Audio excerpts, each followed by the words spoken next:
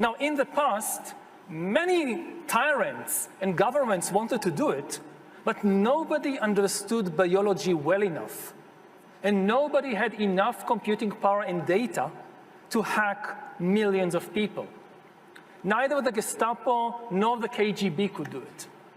But soon, at least some corporations and governments will be able to systematically hack all the people. We humans should get used to the idea that we are no longer mysterious souls. We are now hackable animals. Data might enable human elites to do something even more radical than just build digital dictatorships. By hacking organisms, elites may gain the power to re-engineer the future of life itself. Because once you can hack something, you can usually also engineer it. And if indeed we succeed in hacking and engineering life, this will be not just the greatest revolution in the history of humanity. This will be the greatest revolution in biology since the very beginning of life 4 billion years ago. For 4 billion years, nothing fundamental changed in the basic rules of the game of life. All of life, for 4 billion years, dinosaurs, amoebas, tomatoes, humans, all of life was subject to the laws of natural selection and to the laws of organic biochemistry. But this is now about to change. Science is replacing evolution by natural selection with evolution by intelligent design. Not the intelligent design of some god above the clouds, but our intelligent design and the intelligent design of our clouds, the IBM cloud, the Microsoft cloud. These are the new driving forces of evolution. And at the same time, science may enable life after being confined for 4 billion years to the limited realm of organic compounds. Science may enable life to break out into the inorganic realm.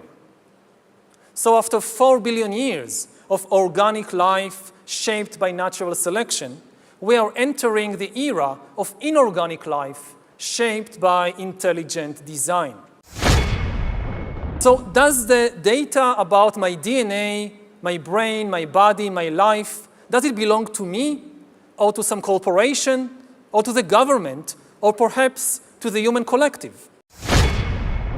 Humans are now hackable animals. You know, the whole idea that humans have, you know, they have this soul or spirit and they have free will and nobody knows what's happening inside me. So whatever I choose, whether in the election or whether in the supermarket, this is my free will, that's over. Free will, that's over. That's over.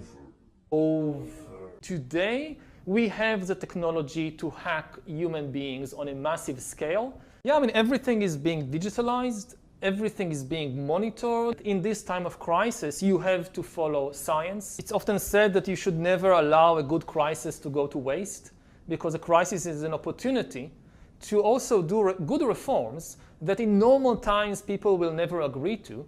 But in a crisis, you see, we have no chance. So let's do it. Vaccine won't help us go the to the vaccine test, of course. will help us, of course. It will make things, you know, more manageable. Surveillance. People could look back in 100 years and identify the coronavirus epidemic as the moment when a new regime of surveillance took over, especially surveillance under the skin, which I think is maybe the most important development of the 21st century, is this ability to hack human beings, to go under the skin, collect biometric data, analyze it, and understand people better than they understand themselves. This, I believe, is maybe the most important event of the 21st century.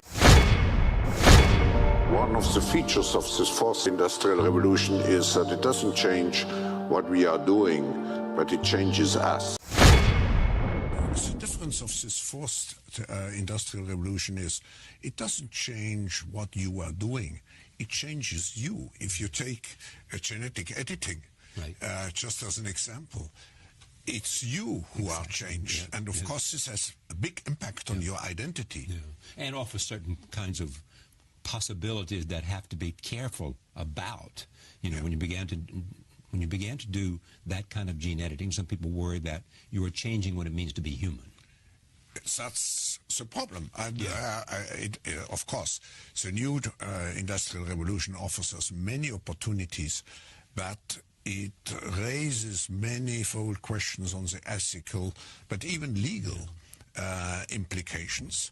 And we have to be prepared for it, and that's what we want to do in Davos next year. Talk about technology and how the ways it can be deployed, you know, that contribute to growth rather than exacerbate unemployment. How will that implement itself? It's a big question mark, because there is a fear that technology, robots, just to take one you gain element, productivity from machines. Exactly, and it replaces maybe the workforce or jobs faster than we can replace them with new jobs. Not everybody can be a robot polisher and so on, so there will be new jobs.